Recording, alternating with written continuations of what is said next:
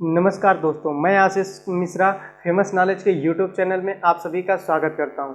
दोस्तों, उत्तर प्रदेश जीके श्रृंखला को आगे बढ़ाते हुए आज हम बात करेंगे उत्तर प्रदेश की नदियां। तो आइए देखते हैं कि उत्तर प्रदेश की नदियां। दोस्तों, ये हमारा उत्तर प्रदेश है। जैसा कि मैंने आपको बताया है कि अगर हम मैप के ठीक सामने ऐसे खड़े हों तो हमारे ऊपर की तरफ होता है नॉर्थ और पैर की तरफ होता है साउथ, दाहिने हाथ की तरफ होता है पूरब यानी ईस्ट और बाएं हाथ की तरफ होता है पश्चिम यानी वेस्ट। तो ये उत्तर प्रदेश है। दोस्तों, ये जो आप मोटी लाइन देख रहे हैं ना, ये गंगा नदी है। यहाँ से बहते हुए उत्तर प्रदेश में यहाँ तक आती है, बलिया जिले तक, बिजनौर से लेके। इसके बाद ये यमुना है। चलिए मैं नाम लिख देता हूँ सबकी, आपको समझ में आ जाएगा। ये हो गई गंगा आपकी, और ये हो गई यमुना, और ये हो गई आपकी राम गंगा, और ये हो गई गोमती, और ये हो गई आपकी घाघरा, और ये हो गई राप्ती नदी। इसके बाद ये गंडक, छोटी गंडक बोलते हैं, और ये बड़ी गंडक। अगर नीचे से बात करें तो ये आपका हो जाएगा चंबल। इसके बाद हो जाएगा ये सिंध, और ये इसके बाद बेतवा, और ये आपका हो जाएगा धसान, ये हो जाएगा केन, और ये हो जाएगा टोन्स, और ये हो जाएगा सोन नदी, और ये है रिहंद नदी। तो ये उत्तर प्रदेश की विभिन्न नदियां हैं। अब आइए इनको विस्तार से पढ़ते हैं, जानते हैं। गंगा नदी। दोस्तों, गंगा नदी का जो उद्गम स्थान है वह उत्तराखंड के उत्तरकाशी जिले से। कहाँ से?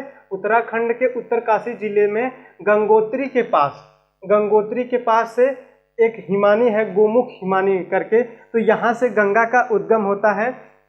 आप जानते हैं कि पहले उत्तराखंड, यहाँ पे यूके का मतलब उत्तराखंड से लीजिएगा, जहाँ जहाँ पे यूके लिखा है उसका मतलब उत्तराखंड से है। तो दोस्तों, आप जैसा जानते हैं कि 9 नवंबर 2000 को उत्तराखंड उत्तर प्रदेश से अलग हो गया था। इसके पहले नहीं, तो इसके पहले ये जो गंगा हमारी थी वो पूर्ण तरह से उत्तर प्रदेश से ही निकलती थी, लेकिन अब ये उत्तराखंड जिले से निकलती है। अगर ये बात करें कि उत्तर प्रदेश में कहाँ पे एंट्री करती है, तो ये बिजनौर जिले में ये प्रवेश करती है। और जो उत्तर प्रदेश का सबसे पूर्वी जिला है बलिया, उसमें बहते हुए ये इसका अंतिम जिला, यहाँ से ये बिहार में प्रवेश कर जाती है। तो बलिया सबसे अंतिम जिला है इसका, गंगा का। अगर इसके किनारे बसे शहरों की बात करें तो इसके किनारे बिजनौर, फतेहगढ़, कानपुर नगर, कानपुर देहात दोनों नगर, और प्रयागराज यानी इलाहाबाद, मिर्जापुर, वाराणसी, गाजीपुर, बलिया, ये जो प्रमुख नगर है ये इसके किनारे बसे हुए हैं। कई बार ये क्वेश्चन पूछता है। अगर इसकी कुल लंबाई की बात करें तो 2525 किलोमीटर है। कहीं कहीं पे आपको 2510 किलोमीटर भी मिलेगा, लेकिन ये ऑथेंटिक ज़्यादा है। अगर इसके दाईं ओर और बाईं ओर से मिलने वाली इसकी सहायक नदियों की बात करें तो दोस्तों, अगर हम किसी नदी का अगर दायां और बायां पहचानना है तो ये कैसे पहचानेंगे? तो इसके लिए आप मान लीजिए कि नदी इस तरफ प्रवाहित हो रही है। अगर नदी इस तरफ प्रवाहित हो रही है तो आप नदी की तरफ मुंह करके अपना खड़े हो जाइएगा। जो आपका दाहिना है वह नदी का दाहिना होगा, जो आपका बायां है वो नदी का बायां होगा। मान लीजिए कि नदी यहाँ पे ऐसे बह रही है और कोई भी व्यक्ति यहाँ पे ऐसे खड़ा होगा। अगर इसके किनारे भी खड़ा है तो भी इस व्यक्ति का मुंह इधर की तरफ है, तो इस व्यक्ति का अगर बायां हाथ इधर है तो इधर नदी का भी ये बायां हो जाएगा, बायां किनारा। और इस व्यक्ति का दायां इधर होगा तो ये नदी का भी ये दायां किनारा हो जाएगा। इस तरह से उत्तर गंगा नदी में दाईं ओर से कौन कौन सी मिलती है? यमुना, चंबल, सिंध, बेतवा, केन, टोन्स, सोन और रिहंद नदी। अगर बाईं ओर से बात करें तो बाईं ओर से रामगंगा, गोमती, घाघरा, कोसी, महानंदा और गंडक नदी इसमें मिलती हैं। दोस्तों, जब हम आगे पढ़ेंगे तो इस पे बने बांध और नहरों की बात करेंगे। फिलहाल बस इसके बारे में जानते हैं। यमुना नदी की बात करें तो यमुना नदी उत्तराखंड के उत्तरकाशी जिले में ही बंदरपूछ नामक स्थान से एक यमुनोत्री हिमनद है, यहीं से निकलती है। यमुनोत्री हिमनद के पास से यह यमुना नदी निकलती है। और आपके उत्तर प्रदेश में जब ये प्रवेश करती है तो सबसे पहले सहारनपुर में ये प्रवेश करती है। कहाँ प्रवेश करती है? सहारनपुर जिले में प्रवेश करती है। और हरियाणा और उत्तर प्रदेश की सीमा बनाते हुए दिल्ली में भी बहते ये प्रयागराज में आकर के मिल जाती है, जिसे संगम कहा जाता है, यानी कि इलाहाबाद में ये मिल जाती है। अगर इसकी कुल लंबाई की बात करें तो इसकी लंबाई कुल 1375 किलोमीटर है। कितना है? 1375 किलोमीटर। ध्यान दीजिएगा कि इटावा के पास, यहाँ पे ये इटावा है, इटावा के पास चंबल नदी इसमें आकर के मिलती है। चंबल नदी इसमें आके मिलती है। हमीरपुर के पास आपका ये बेतवा नदी इसमें मिलती है। इसी तरह से यहाँ पे जालौन के पास हमीरपुर ये नहीं, ये जालौन के पास सिंध नदी मिलती है और हमीरपुर के पास बेतवा नदी मिलती है। तो ये इस तरह से ये आपका गंगा हो गया। अगर रामगंगा की बात करें दोस्तों, तो रामगंगा भी उत्तराखंड के पौड़ी गढ़वाल जिले से, कहाँ से? पौड़ी गढ़वाल जिले से दूधातोली नामक पर्वत के निकट से निकलती है। दूधातोली नामक पर्वत के निकट से निकलती है और ये भी बिजनौर जिले में प्रवेश करती है। कहाँ? उत्तर प्रदेश में जब प्रवेश करती है तो सबसे पहले ये बिजनौर जिले में प्रवेश करती है। इसकी सहायक नदी की बात करें तो कोह, इसकी जो प्रमुख सहायक नदी है वह कोह है और इसकी कुल लंबाई है 690 किलोमीटर और ये कन्नौज जिले में गंगा में आकर के मिल जाती है। जैसा कि आप देख रहे हैं ये रामगंगा है, रामगंगा नदी यहाँ पे कन्नौज में यह गंगा नदी में मिल जाती है। अगर दोस्तों आप घाघरा की पहले बात करते हैं, जो घाघरा नदी वह तिब्बत के पठार पर एक मापचाउंगो हिमनद है, मापचाउंगो नाम का एक हिमनद है, वहीं से आपकी घाघरा नदी निकलती है जो 1080 किलोमीटर लंबी है। कितनी है? 1080 किलोमीटर लंबी है। अगर पर्वतीय प्रदेशों में कहें तो पर्वतीय प्रदेशों में यानी कि नेपाल की तरफ, नेपाल तिब्बत से आती है तो नेपाल हो गया आएगी। इधर इसका नाम करनाली है, इसको करनाली के नाम से जाना जाता है नेपाल में। और जब ये मैदानी भाग यानी उत्तर प्रदेश में जब यहाँ से प्रवेश कर जाती है तो इसको घाघरा के नाम से जाना जाता है। ध्यान दीजिएगा कि सरयू भी इसको कहते हैं, इसको सरयू नदी भी कहते हैं। और ये छपरा बिहार में, आपके छपरा बिहार में गंगा नदी में मिल जाती है। ठीक, अयोध्या इसी नदी के किनारे स्थित है दोस्तों, ध्यान दीजिएगा। आप अगर गोमती नदी की बात करें तो गोमती नदी मैदानी भागों से निकलती है, न कि पहाड़ी भागों से। तो गोमती नदी आपके पीलीभीत जिले के दलदली क्षेत्र से निकलती है और इसकी कुल लंबाई 940 किलोमीटर है। कितना है? 940 किलोमीटर। अब इसकी प्रमुख सहायक नदी जो है वह सई है, इसकी जो प्रमुख सहायक नदी है वह सई है। ये कैथी वाराणसी के पास में, वाराणसी के पास में कैथी नामक स्थान पर यह गंगा नदी में मिल जाती है। कहाँ पे? कैथी नामक स्थान पर।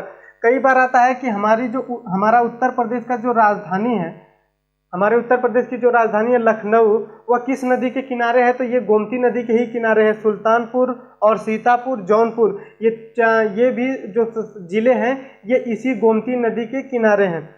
अगर दोस्तों चंबल नदी की बात करें तो चंबल नदी का जो उद्गम स्थान है वह मध्य प्रदेश के इंदौर जिले में जानापाव पहाड़ी से होता है। कहाँ से? मध्य प्रदेश के इंदौर जिले में जानापाव नामक पहाड़ी से होता है और इसकी कुल लंबाई कितनी है? 1050 किलोमीटर। ध्यान दीजिएगा कि यह यहाँ पे मध्य प्रदेश और राजस्थान की सीमा बनाते हुए उत्तर प्रदेश के इटावा जिले में यमुना नदी में मिल जाती है और ये सर्वाधिक बीहड़ निर्माण करती है। सर्वाधिक, अगर आपको पूछा जाए कि उत्तर प्रदेश के में कौन सी नदी है जो बीहड़ों का निर्माण करती है तो यह चंबल नदी है।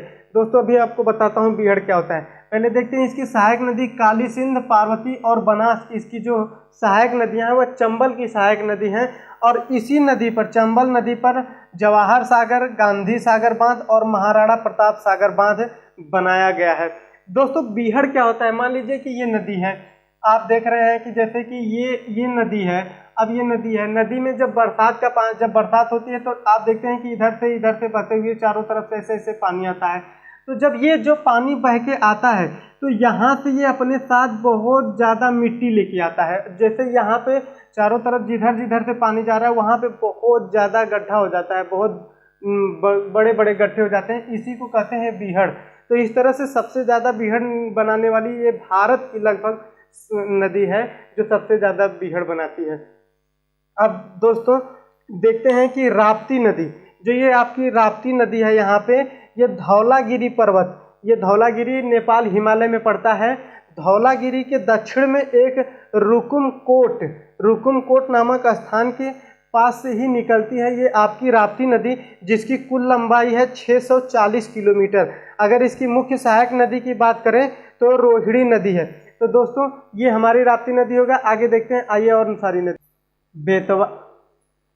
बेतवा तो ये आगे की नदी में हमारी है बेतवा। बेतवा का दोस्तों जो उद्गम स्थान है वह विंध्याचल श्रेणी से होता है। विंध्याचल श्रेणी जो पर्वत है वो एमपी का रायसेन जिला है। एक रायसेन जिले में कुमरा गांव के पास से ये बेतवा नदी निकलती है, जिसकी कुल लंबाई 480 किलोमीटर है। कितना है? 480 किलोमीटर। जैसा कि मैंने पहले भी बताया कि यह हमीरपुर के पास में यमुना नदी में मिल जाती है बेतवा।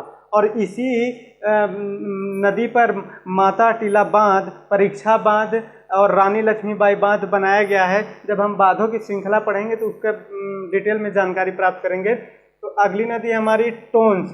जो ये टोंस नदी है दोस्तों मैहर के निकट, ये जो एमपी में पड़ता है, मैहर के निकट तमसा कुंड से निकलती है जो टोंस नदी। और यह इसकी सहायक नदी बेलन नदी है।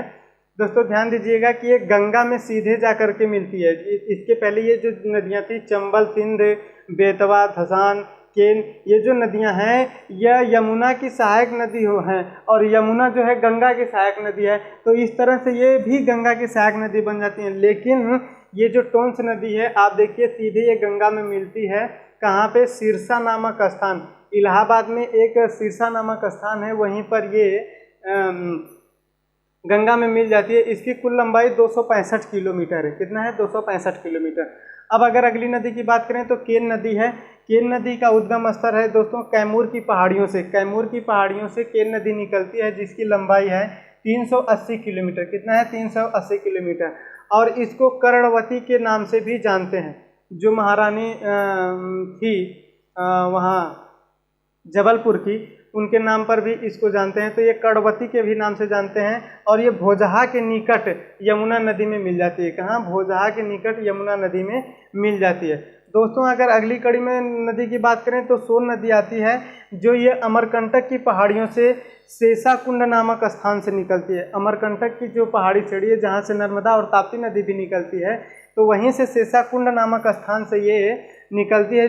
और इसकी कुल लंबाई है 780 किलोमीटर। कितना है? 780 किलोमीटर। इसकी कुल सहायक नदी हैं गोपद, रिहंद, पुनकट। दोस्तों ध्यान दीजिएगा कि ये पटना में, बिहार के पटना में आपका गंगा नदी में मिल जाती है। और इसकी सहायक नदी में रिहंद नदी है। तो ये रिहंद नदी छोटी सी है जो कि सोनभद्र जिले में बहती है। रिहंद नदी पर जो रिहंद बांध बना है उसी के जलाशय में गोविंद सागर वल्लभ पंत बांध है। तो दोस्तों ये रहा हमारा उत्तर प्रदेश की नदियाँ। और आपको दोस्तों एक बात आपको बता दूं कि अगर मैं पूरी कोशिश करता हूं कि हमारे पढ़ाए हुए में कुछ भी गलती ना हो, लेकिन अगर मानवीय गलती की वजह से, ह्यूमन एरर की वजह से अगर कोई गलती हो जाती है तो मैं उसे कमेंट बॉक्स में सुधार के पिन कर देता हूं, जो आपको सबसे ऊपर दिखाई देता है।